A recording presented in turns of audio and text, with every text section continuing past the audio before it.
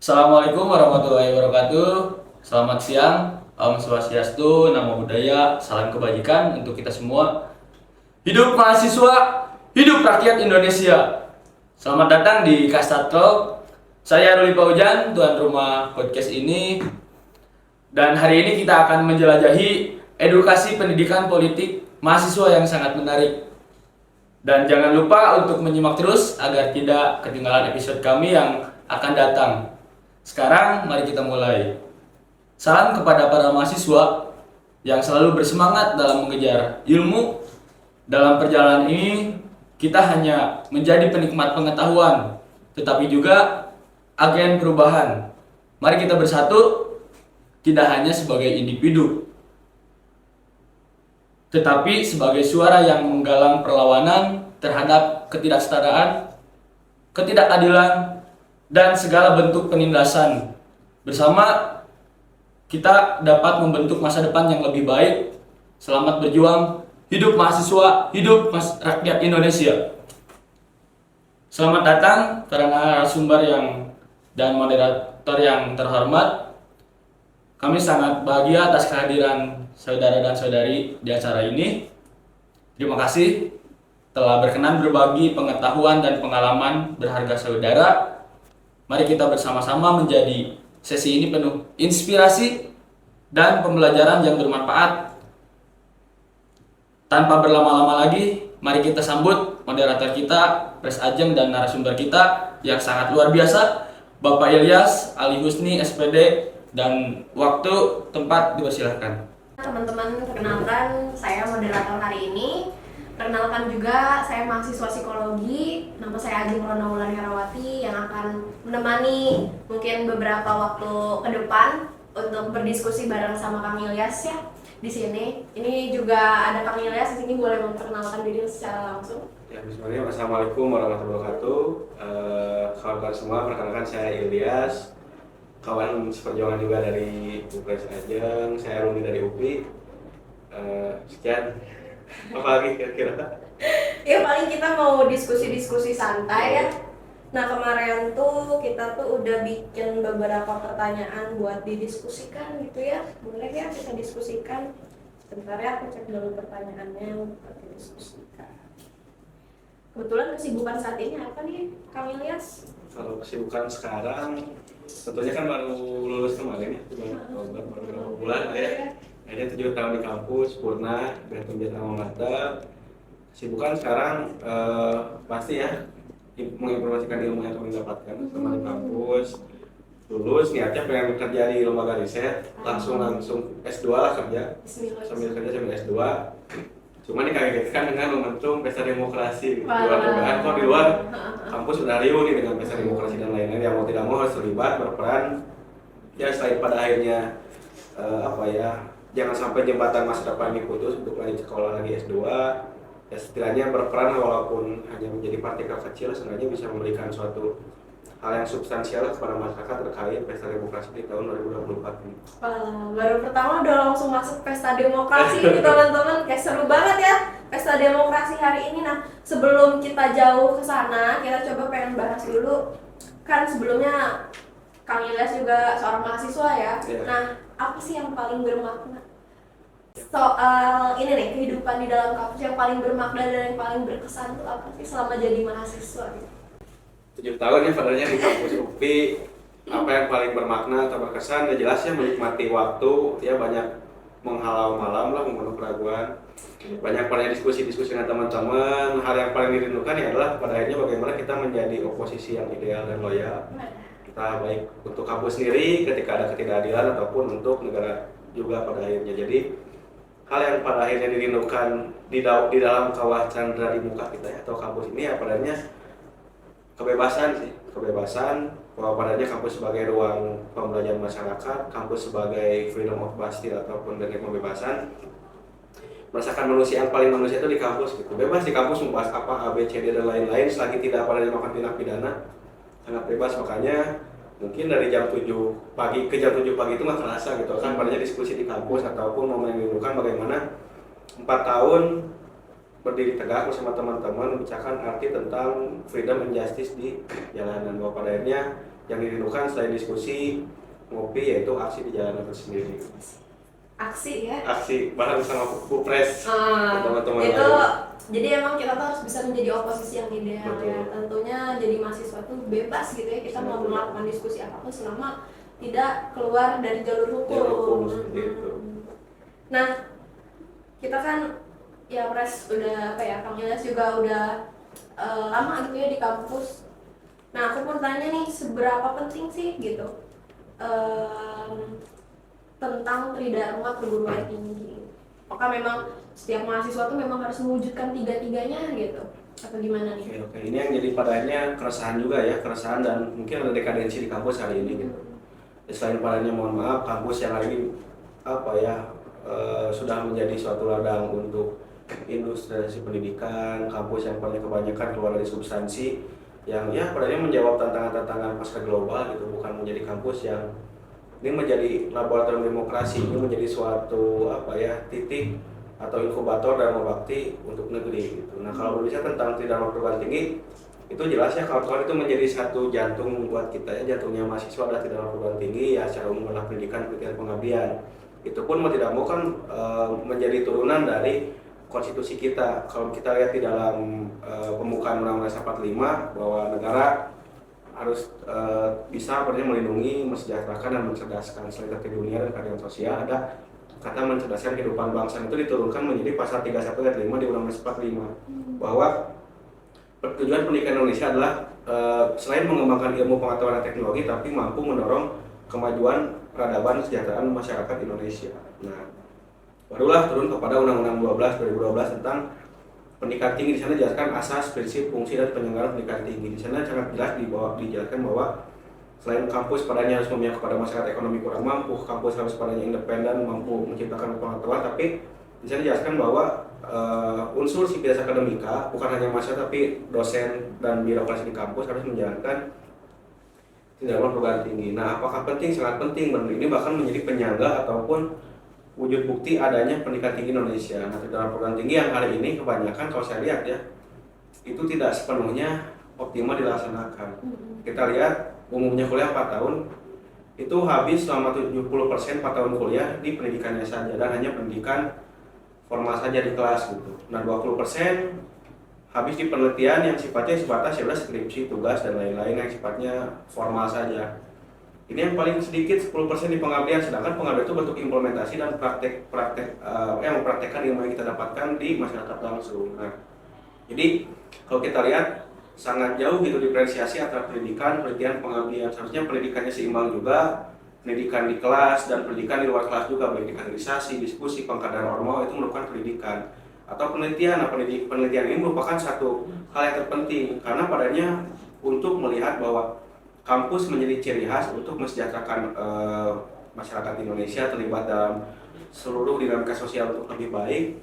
Nah, penelitiannya sebatas di tugas-tugas formal dan skripsi. Seharusnya penelitian ini bagaimana kita bisa langsung memotret ataupun bisa ada dalam nadinya masyarakat secara langsung. Jadi kita tahu yang hasil kita observasi di lapangan seperti apa, kita bakal melakukan riset di lapangan seperti apa, meneliti kondisi realitas sosial masyarakat seperti apa untuk menjadi bahan pengabdian. Nah, pengabdian ya di dalam Tridharma perguruan tinggi kebanyakan yang sebatas ini yang sering kita bicarakan oleh teman-teman, mohon maaf, pengabdiannya sebatas safari kemiskinan. Kita datang ke suatu desa yang sifatnya kuliah kerja nyata, pengabdian pada masyarakat. Oh iya lihat ini miskin, oh ada ketimpangan, kesenjangan. Yang ada di warga pada nyari tempat yang bagus untuk tempat tinggal, rumah yang bagus dan lain-lain. Setelah 3 hari atau beberapa hari di sana udah pulang tanpa adanya suatu dampak yang berkelanjutan di sana. Seharusnya kita tahu secara teori, secara landasan apa yang kerangka berpikir kita ada pendidikan, langsung lewat penelitian seperti apa baru pengabdian. Jadi ini harus hal yang sifatnya sistematis itu. Jangan sampai berbeda, harusnya pendidikan, penelitian dan pengabdiannya kalau kita membicarakan kampus ataupun tujuan pendidikan hakikatnya adalah untuk membela kebenaran, menegakkan keadilan. Tridharma perguruan tinggi harus seimbang bahwa pendidikannya bukan hanya pendidikan di kelas saja. Kalau pendidikannya hanya di kelas saja, sangat disayangkan kita mempersempit cakrawala pemikiran kita yang harusnya semesta. Pendidikannya hanya di kelas saja berarti kita menjadi robot yang berdandan berdaging atau pikiran kita termarginalisasi. Penelitiannya hanya sebatas penelitian tugas-tugas saja, tidak berbasis masyarakat ya padanya kita lupa akan hakikat kampus sebagai membentuk manusia yang susila dan demokratis, ataupun mahasiswa yang menjadi manusia intelektual dan moral. Pengabdian ya bukan hanya pengabdian langsung ke masyarakat, mau itu sifatnya melakukan kritik, demonstrasi, apapun itu yang membuat satu perubahan ke arah yang lebih baik, itu pengabdian. Jadi pendidikan, pelatihan pengabdian harus seimbang dan berbasis kepada masyarakat. Iya, emang betul ya. Kadang memang yang paling sedikit itu di bidang pengabdiannya, implementasi selama kuliah itu kan harusnya pengabdian gitu ya. Cuman ya kita hanya dituntut untuk melakukan penelitian tapi outputnya tidak ada gitu. Jadi sedikit lah kalau kita cerita tentang kampus-kampus luar negeri, kita lihat kampus di Inggris Raya kan paling 116 kampus, di Amerika paling cuma 365 universitas, di Indonesia ada 4.523 kampus kalau tidak salah, tapi negara masih negara berkembang ya, negara dunia ketiga istilahnya, mohon maaf, karena ya kampusnya atau warga sivilis akademikanya tidak berdiri ataupun tidak padanya seirama dengan realitas sosial. Makanya kampus hari ini gagal dan padanya udah menyumbang sumber daya manusia yang menjadi tenaga kedepannya, bukan padanya terlibat dalam pembangunan peradaban di masyarakat. Nah, oke. Berarti kan tadi ngomongin pendidikan, pengabdian sama penelitian ya. Nah, aku pengen tanya nih tentang pendidikan nih. Perlu nggak sih kampus mengadakan pendidikan politik untuk mahasiswanya? Dan apa sih kolerasinya dengan mahasiswa gitu? Kenapa mahasiswa harus paham mengenai politik? Oh, ya memang sangat-sangat perlu harusnya gitu kampus memberikan suatu pendidikan politik, selain pada akhirnya untuk mengamalkan nilai-nilai konstitusi ataupun pada akhirnya bagaimana dunia sivilis akademika ini bukan hanya dia sebagai birokrasi saja gitu. Kekurangan Indonesia banyak dosen ataupun tenaga-tenaganya sebatas birokrasi, tidak menjadi teknokrasi. Sangat disayangkan andai kata padanya kampus terlibat dalam politik yang ideal ya, bukan politik yang padanya politik negatif ataupun politik yang kurang etis. Harusnya kampus bisa meluruskan ketika ada deadlock nih antara kekuasaan dengan sipil. Nah, cendekiawan ataupun oleh kampus harus terlibat di sana untuk memberikan suatu formulasi atau alternatif. Nah, jika padanya kampus tidak ada di dalam suatu dinamika politik di Indonesia, apakah kita rela pada akhirnya seluruh kebijakan, sirkulasi ketatanegaraan kita, sirkulasi kekuasaan kita yang dipegang oleh mereka sebatas orang-orang partai politik gitu. Seharusnya kampus terlibat di sana. Nah, kalau kita lihat di dalam secara demokrasi, secara esensi, jelas demokrasi adalah pemerintahan dari oleh untuk rakyat. Turun ke substansi. Nah, substansi ini berarti padanya literasi atau pendidikan politik. Nah, baru ke eksistensi, apakah mau lewat suatu pesta demokrasi, wacana publik, opini publik, diskusi ataupun langsung demonstrasi ke jalanan, itu terlepas bebas. Namun pada akhirnya kenapa Indonesia masih ada di dalam suatu negara demokrasi yang prosedural? Kita belum kepada demokrasi yang substansial, belum juga bahkan terlalu jauh untuk kepada suatu negara yang demokrasinya paripurna. Mengapa demikian? Karena jumlah literasi politik ataupun ya literasi digital masyarakat terhadap kondisi politik Indonesia sangat rendah. Itu di tengah banyaknya suatu diferensiasi yang tinggi antara masyarakat yang hari ini masih minim literasi politik. Jangan sampailah kampus yang menjadi ruang pembelajaran masyarakat, kampus yang paling menjadi ruang yang hangat akan hasanah intelektual, malah tidak berperan. Nah, harusnya kampus terlibat dan berperan, setidaknya memberikan suatu politik demokrasi yang substansial. Apa sih yang harus dijadikan keterarahan dalam politik Indonesia ataupun menuju kepada demokrasi yang substansial, intinya dalam tata negara seperti itu. Oke. Nah, soalnya kan kemarin aku banyak banget dengar kayak udah aku mah nggak mau komen tentang pemilu hari ini, aku anti politik orangnya. Nah, padahal kan politik itu sendiri kan mempengaruhi harga beras yang dia makan, harga pendidikan gitu kan, ya harusnya mereka lebih mengerti dan lebih paham gitu ya mengenai politik itu sendiri. Dan tahu kedepannya jika tidak terlibat bagaimana sih kedepannya? Iya, apakah kita akan ya udah nurut-nurut aja emang harga beras segitu gitu kan, apa gimana gitu, harga bensin segitu ya aja gitu. Harusnya kan kita bisa jadi kontrol lah ya gitu. Oke. Aku mau nanya lagi nih tentang isu-isu politik. Nah, kemarin kan sempat ada tuh isu ini ya, isu konstitusi ya, Mahkamah Konstitusi. Oh iya, yang sempat ramai diperbincangkan, Iya, kontroversial. ramai banget ya kontroversial. Tiap tahun kok ada yang kontroversi gitu tahu kita. gitu kenapa. Jadi, ya? Kayak seakan ini Indonesia itu semua ada gitu. Pantai indah, gunung indah, cerita-cerita indah, tapi yang ada tuh keadilan mungkin. Yang nggak ada keadilan. Gitu. Yang nggak ada keadilan yang dicurangi konstitusi. Nah, jadi gimana nih tanggapannya tentang politik hari ini? Apakah memang itu adalah bentuk dari 3 periode atau seperti apa gitu? Coba. Oh iya. Gimana ya, memang sering terjadi sih suatu demokrasi yang padanya kebablasan. Kan ini yang ditakutkan oleh Hatta, ya sebaik-baiknya seburuk-buruknya demokrasi tapi jangan sampai kebablasan, jangan sampai si cara dalam bernegara melalui demokrasi ini malah padanya disusupi oleh kepentingan-kepentingan yang katakan merusak suatu tatanan penyelenggaraan negara Indonesia.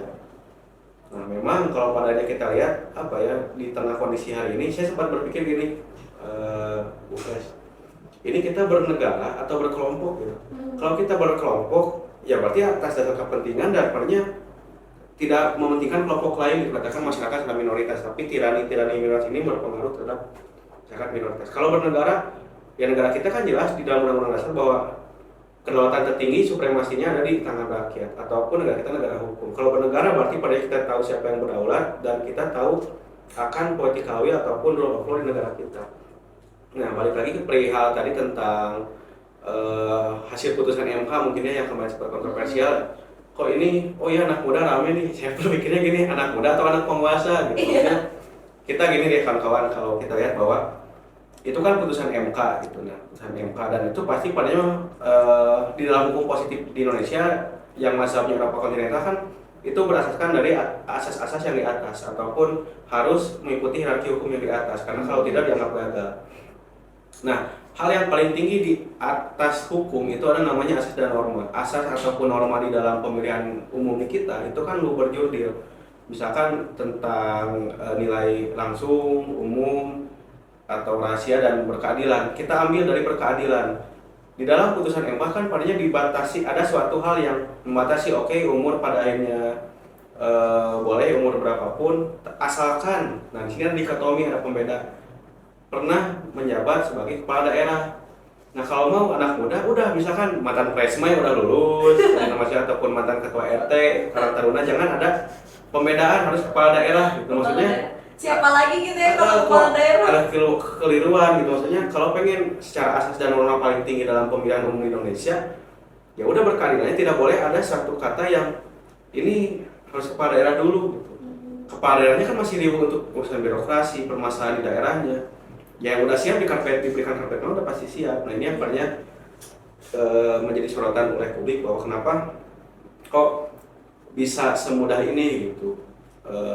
Kayak ada di beberapa pembahasan ada mandor dan ada kuli gitu. Kuli ini udah 2 tahun dia kerja, tapi tiba-tiba dia pengen jadi mandor. Kebayang nggak dia kuli tapi jadi mandor, gimana sih kapabilitas dia? Sebenarnya kita nggak masalah tentang padanya apa yang ditakutkan oleh publik, dan mungkin MK kemarin juga sempat kena sanksi teguran etik dan lain-lain.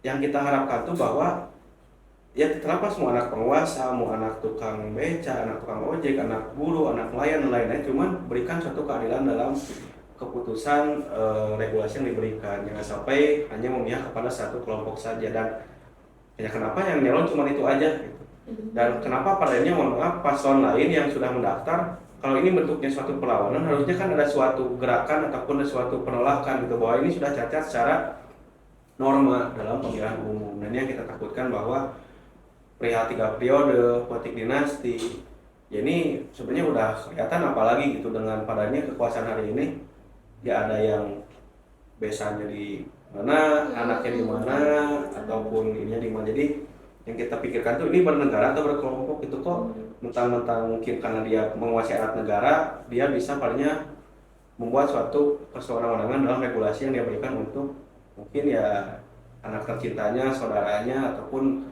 kerabat-kerabat lainnya. Jadi Indonesia nggak bisa palingnya dilibatkan dalam suatu politik yang serampangan. Kita punya suatu asas ya dalam demokrasi kita, trias politika, bahwa eksekutif, legislatif, yudikatif harus mempunyai check and balance, jangan sampai malah mempengaruhi atau bahkan dalam satu kamar yang sama, karena itu menyebabkan satu pemerintahan yang mungkin otoritarian kembali. Itu yang kita takutkan gitu. Ya memang betul ya. Emang trias politikanya itu harus check and balance juga ya, jangan sampai kayak eksekutifnya gimana, legislatifnya gimana gitu kan. Terus kan negaranya juga harusnya jadi negara hukum ya, bukan negara kekuasaan. Betul. Betul. Kayak gitu. Miris ya kayak gini. Miris 78 tahun pada akhirnya mengalami lagi kemunduran dalam Kita demokrasi. menggulung demokrasi ini. Sebelum demokrasi, bukan yang menggulung, sudah kita yang digulung gitu. apa ya, misalkan oposisi ataupun rakyat versus pribadi kekuasaan gitu, ataupun yang mereka yang punya kelompok kepentingan gitu. Oke, aku pengen nanya nih kan, kita tuh sempat turun ke jalan, demonstrasi, menyuarakan segala aspirasi masyarakat lah kepada pemerintah. Apa sih yang memang hal terberat yang memang pernah dirasakan gitu sebagai mahasiswa di era demokrasi atau? Ya sebenarnya kan ini kita udah hampir seperempat abad lah setelah reformasi waktu itu. Ataupun zaman kita mengalami beberapa transisi ataupun peralihan dalam perubahan negara, baik dari orde lama, orde baru, dan mungkin ini orde paling baru kalau kata teman-teman tuh gitu. Paling baru. Atau orde lama, orde baru nyatu dalam satu rejim. Nah maksudnya gini, apa sih yang paling menjadi suatu hambatan, tantangan tersendiri untuk generasi hari ini ataupun mahasiswa yang ya dia sedang ada dalam pelukan Ibu Pertiwi, yang berusaha bagaimana Ibu Pertiwi kembali menangis di tengah kondisi Indonesia banyak sekali hal yang ironis gitu. Bagaimana pada akhirnya kita yang menjadi anak bangsa ingin terlibat lagi terhadap suatu pembangunan bangsa yang lebih baik, ya kita dihantam terus oleh dihujani terus, diberikan badai terus oleh ancaman, oleh suatu intimidasi, oleh suatu sanksi. Yang kita pikirkan apa salah kita gitu, apa salah kita sebagai kader-kader terbaik bangsa yang hari ini ada dalam satu ruang pembicaraan masyarakat yang memberikan suatu masukan terbaik untuk bangsa kita sendiri. Nah, yang menjadi suatu tantangan ke depan ya hari ini kita menyadari ya selama demonstrasi di tahun 2018, 19, 20, 21, 22 kemarin, bahkan yang terakhir kita dikejar sampai ITB gitu, kita menolak adanya suatu kenaikan BBM, 3 periode dalam pemerintah, kok malah kita dipukul mundur, kita diberikan suatu sanksi dan lain-lain, pada akhirnya ada teman-teman yang ketangkap, ada suatu ancaman baik ke saya atau teman-teman lain. Ya, kita hari ini dihadapkan dengan kondisi era shrinking space of demokrasi, penyempitan ruang demokrasi. Nah ini kita rasakan bahwa kok di kampus saja yang itu dilindungi oleh Magna Carta Universitatum, kebebasan akan ruang-ruang kebebasan akademik di kampus ataupun di dalam Undang-Undang Dasar 45 tentang berserikat berkumpul, atau di dalam Undang-Undang Pendidikan Tinggi, ataupun dalam Peraturan Kementerian Pendidikan Kebudayaan nomor 155 tahun 98 tentang Ormawa, kok dari beberapa payung hukum yang kita rasakan hari ini tidak kita rasakan itu di kampus sendiri ataupun di ruang-ruang demokrasi lainnya. Jadi kalau pada akhirnya hari ini masyarakat mahasiswa turun ke jalan dan memberikan kritik yang keras kepada negara, kan menjadi tanda bahwa negara kita sedang tidak baik-baik saja. Nah jangan sampai pada kondisi ini malah ada suatu ancaman tindakan yang berlebihan gitu. Jadi ini bukan masalah tentang rejim, ya katakan bukan tentang rejim Jokowi, ini bukan masalah tentang kekuasaan yang ada di parlemen hari ini, tapi ini ada suatu indikasi bahwa mimpi kita diarahkan hari ini. Ada indikasi generasi muda ya harus rela mengukur mimpinya sedari dini di tengah beberapa ancaman regulasi, baik peraturan presiden 2018 tentang tenaga kerja asing, udah mah SDM kita masih padanya terseok-seok untuk menuju SDM lebih baik, mah tenaga kerja asing dimasukkan lebih mudah. 2019 undang-undang KPK yang menjadi cita-cita reformasi pernah dikebiri lagi. 2020 yang kita lakukan bersama tentang undang-undang Cipta Kerja Omnibus Law, yang terakhir undang-undang aparatur sipil negara. Jadi apa salah generasi kita gitu yang terakhir dari 90 sampai 2000-an, kok padanya mimpi kita diarahkan dengan badai-badai regulasi, dan kita hari ini seakan tidak leluasa untuk mengaktualisasikan ide-ide kita, dimarginalkan apa itu pemikiran kita dan gagasan kita. Jadi tantangan paling berat ya selama kemarin melakukan demonstrasi ya jelas adanya suatu penyempitan ruang-ruang demokrasi yang padanya ini kan buat kita juga ya, buat anak cucu bapak-bapak sekalian itu aparat-aparat ataupun kekuasaan, dan ya apa salahnya palingnya dengarkan kita, coba rangkul kita dan terima apa yang menjadi keresahan kita, ya tentunya bukan untuk mahasiswa lagi tapi untuk bangsa kita lebih baik ke depan. Gitu ya, karena kan suatu masa mungkin masih jadi demonstran gitu ya dikejar-kejar gitu kan berapa kali gitu, padahal kan kita cuma mau didengar aja gitu bapak sini atuh gitu ngopi kita rasakan sekarang tuh apa ya yang naik harga beras, kebutuhan pokok, pokoknya segala naik lah. Yang turun demokrasi, makanya dunia hari ini menyoroti Indonesia ada kemunduran dalam demokrasi, selain pada demokrasi secara elektoral atau prosedural, tapi demokrasi secara kultural di masyarakat yang kian hari kian persempit. undang-undang ITE nanti KUHP, terus apalagi udah maksudnya teh mau apa sih ke kita gitu sih negara tuh kian hari kian serampangan gitu, apa salah kita gitu sih. Tapi memang iya ya, sepakat tadi mahasiswa hari ini tuh memang kayak udah di planning harus jadi apa tuh Iya. kayak udahlah beneran jadi pekerja Di ujung-ujungnya pekerja, mah. padahal kita punya mimpi deh, TK, SD, SMP, SMA, berharap pas di kampus tuh menjadi jembatan kan ujung masa Iya. depan. Saya mah pengen jadi entrepreneurship, eksekutif muda, saya pengen jadi dosen, saya mah pengen jadi rektor. Ya bebas kan mimpi mah gitu, maksudnya itu imajiner fiktif dan direalisasikan lewat pendidikan. Cuman pas di dalam ruang kemudian masyarakat yang udah merdeka tapi katanya dimerdekakan lagi, malah kok kita diarahkan menjadi tenaga pekerja gitu, maksudnya ini investasi asing banyak masuk, perusahaan banyak masuk karena ini merupakan era masyarakat global, tapi kok kita menjadi buru-buru murah ke depannya gitu, maksudnya ya biarkan generasi kita memberikan hal terbaik gitu untuk pada terlibat dalam memajukan kesejahteraan umum di negara. Udah lagi apalagi nanti bonus demografi kan takutnya di bencana demografi gitu. Sedih ya kalau dilihat-lihat, kapan atuh? Kalau gitu mah nggak ada penerus atuh ya? Ada penerus jadi apa Tapi ya? kan harus ada apa? Peran musim itu ada iron stock. Iron stock di sana penerus kan. Kayak kita kan Ya, kerjaannya jadi buruh. kayak ditutup gitu jalannya teh, maksudnya dibuat. Udah stop kamu. Udah stop udah. Kamu jadi robot kapital gitu kan. Ya, kamu bukan incunya ini. Wah nggak adil kan itu negara, makanya kita perlawanan adalah jalan terbaik mungkin. Ya betul. Nah paling pertanyaan acak ya sekarang guys, pertanyaan acak. Mau berapa pertanyaan acaknya, request dong. 2 aja, karena katanya pertanyaan acaknya 2. 1 sampai 5, mau nomor berapa? Asik. Mystery box. Tiga. Oh 3. Tanggal jadiannya 3 ya. Oh nggak tanggal 1. Oh tanggal 1. Nah sekarang pertanyaannya adalah pengalaman seperti apa sih yang saudara alami ketika turun ke jalan sebagai mahasiswa katanya? Apakah masalah dengan demonstrasi itu apakah selesai atau tidak gitu?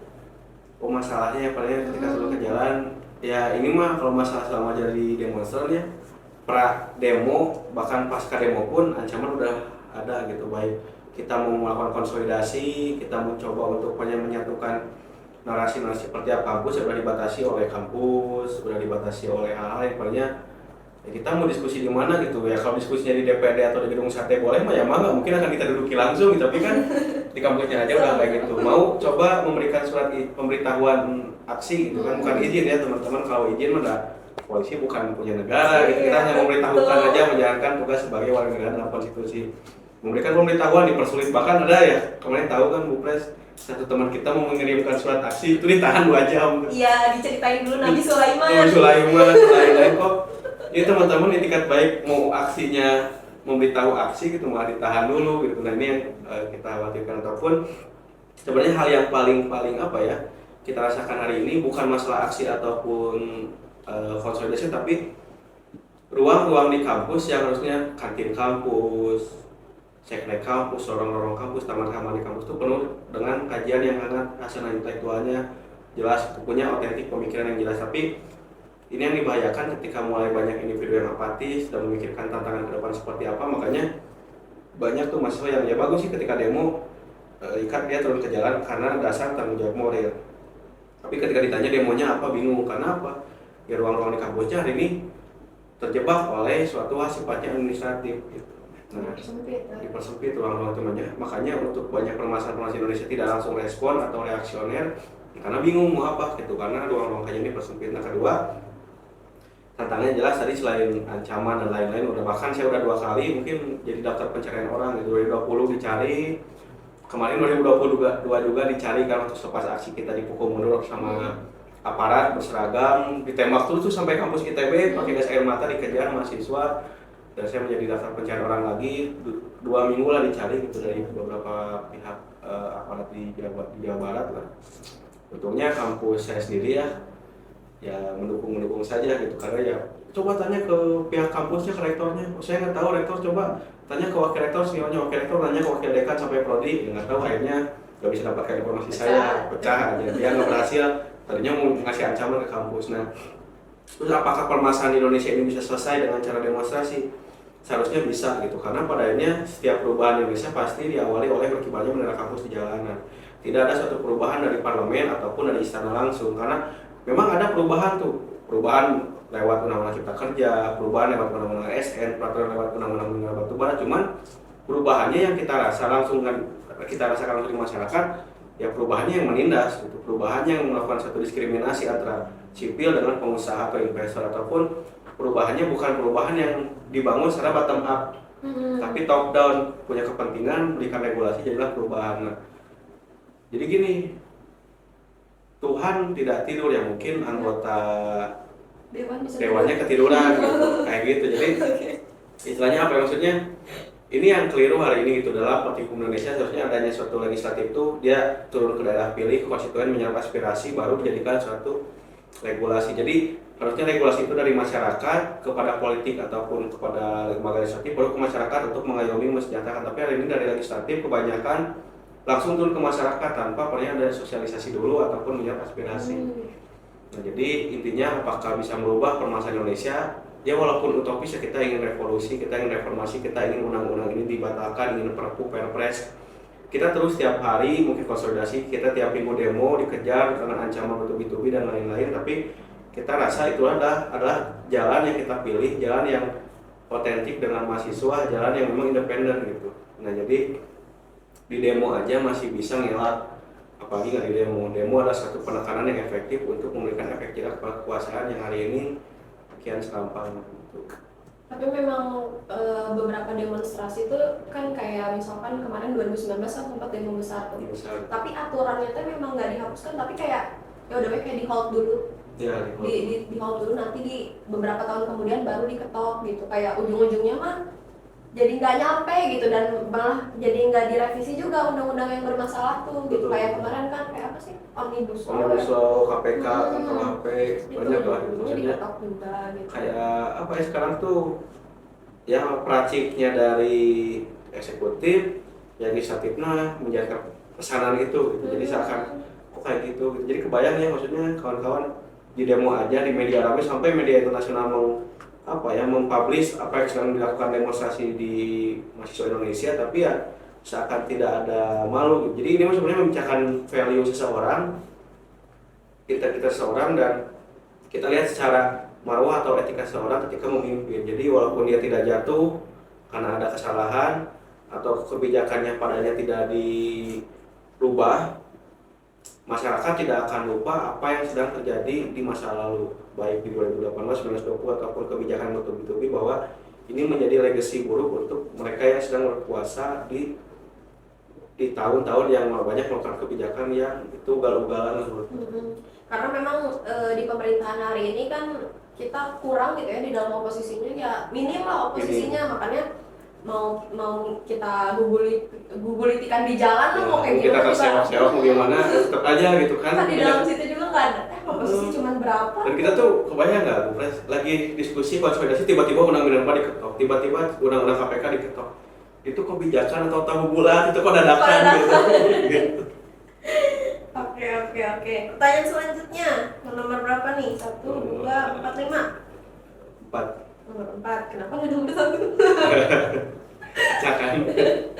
Yang nomor 4, bagaimana pandangan saudara mengenai banyaknya mahasiswa dari berbagai kampus yang ingin mengajak debat capres secara langsung?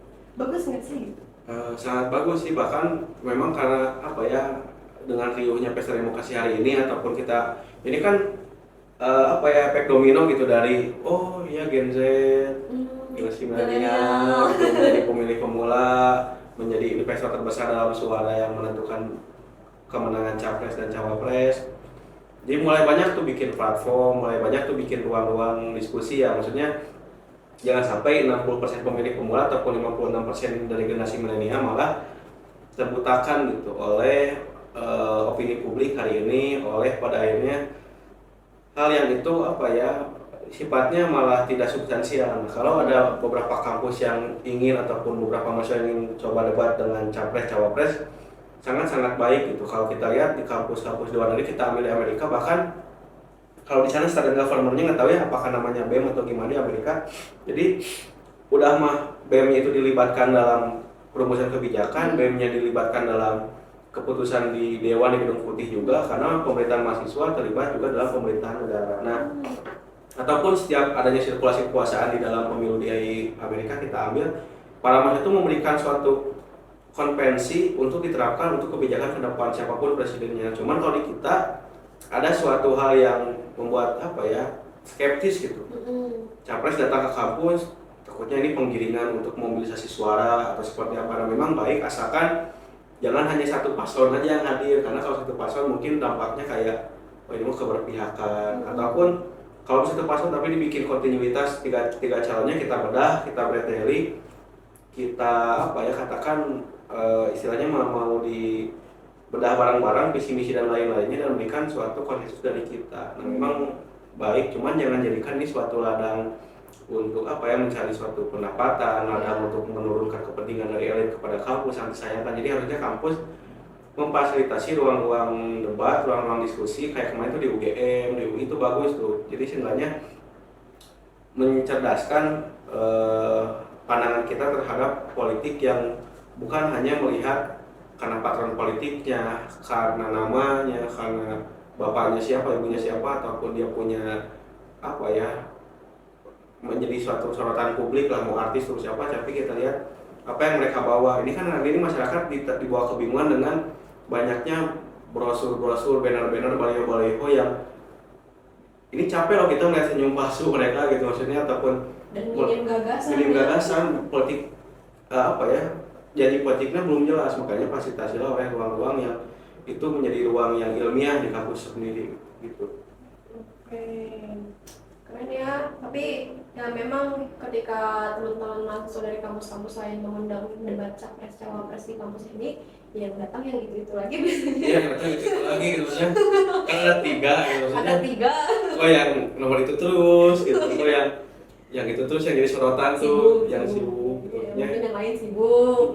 Coba fasilitasi ataupun ya kalau nggak datang kalau misalkan capres yang nggak bisa datang ya kita coba aja datangin aja orang-orang jubirnya ataupun tim yang di daerahnya, ataupun ya mau relawan ataupun apapun yang seenggaknya dia tahu akan visi misinya, apa arah geraknya, seenggaknya kita bisa membedah barang-barang apa yang ideal menurut setiap pribadi. Jangan mengarahkan kepada satu kelompok, misalnya kita tiba-tiba deklar atas nama apa, nggak boleh, maksudnya kembalikan kepada individu pemilih dalam pemilu ini yang lalu berjudi yang menjadi asas pemilu paling tinggi.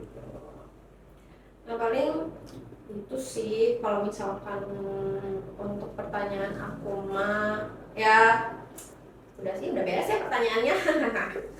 Paling aku pengen minta kesan dan pesan buat mahasiswa tentang pemilu 2024 dan bagaimana sih menjadi katakanlah menjadi tetap di posisi yang ideal gitu menyikapi pemilu 2024.